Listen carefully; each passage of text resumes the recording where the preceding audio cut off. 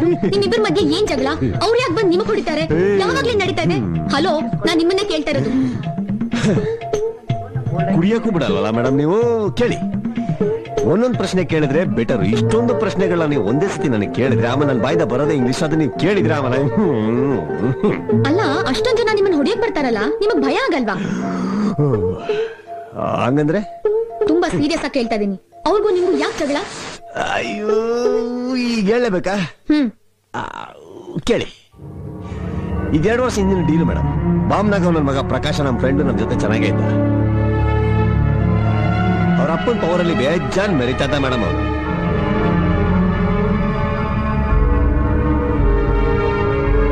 ಆದ್ರೆ ನನ್ನ ಮಗನಿಗೆ ನಿಯತ್ತಿರ್ಲಿಲ್ಲ ಮೇಡಮ್. ನನ್ನ ಫ್ರೆಂಡ್ ಮಂಜಾನ್ ಅಂತ ಹಿಂಗಿನ ಕರ್ಕೊಂಡೋಗಿ ಹಾಳು ಮಾಡ್ಬಿಟ್ಟ. ನಾವು ಸುಮ್ಮರಕ್ಕಾಗತ್ತಾ? ಕರ್ಕೊಂಡೋಗಿ 4 ಡಿಚ್ಚಿ ಮದುವೆಗೆ ಒಪ್ಕೊಂಡ್ಬಿಟ್ಟ ಮೇಡಮ್. ಅವನೇನೋ ಮದುವೆಗೆ ಒಪ್ಕೊಂಡ್ಬಿಟ್ಟ. ಆದ್ರೆ ಅವ್ರಪ್ಪ ಬಾಮ್ನಾಗ ಸುಮ್ಮನೆ ಇರಲಿಲ್ಲ ಮೇಡಮ್. ನನ್ನ ಮೇಲೆ ಡೈರೆಕ್ಟ್ ಆಗಿ ಅಟ್ಯಾಕ್ ಮಾಡ್ದ. ಆ ಗಲಾಟೆಯಲ್ಲಿ ಕಾಲಿಗೆ ಏಟಾಗೋಯ್ತು ಮೇಡಮ್. ಇಷ್ಟಾದ್ಮೇಲೆ ಅವ್ರ ಮಗನಿಗೆ ನನ್ನ ಫ್ರೆಂಡ್ ತಂಗಿಗೆ ಮದುವೆ ಆಯ್ತು ಮೇಡಮ್. ಆದ್ರೆ ಮದುವೆ ದಿನ ಹುಡುಗಿ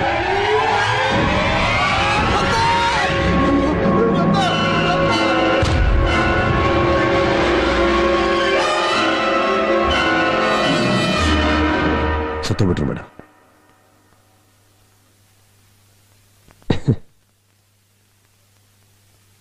ಅದು ಬಿಡಿ. ಆದ್ರೆ ಅವತ್ತನೇ ಬಾಮ್ನಾಗನ್ ಮನೆಗೆ ಪೊಲೀಸ್ನವ್ರು ರೇಡ್ ಮಾಡಿದ್ರು. ನನ್ನ ಮಗ ಇವತ್ತವರೆಗೂ ಅದನ್ನು ನಾನೇ ಮಾಡಿಸಿದ್ದು ಅನ್ಕೊಂಡಿದ್ದಾನೆ. ಅದ್ರಲ್ಲಿ ನಿಂದೇನ್ ತಪ್ಪಿದೆ? ಅವ್ರಿಗೆ ಯಾಕೆ ದ್ವೇಷ? ಗೊತ್ತಿಲ್ಲ ಮೇಡಮ್.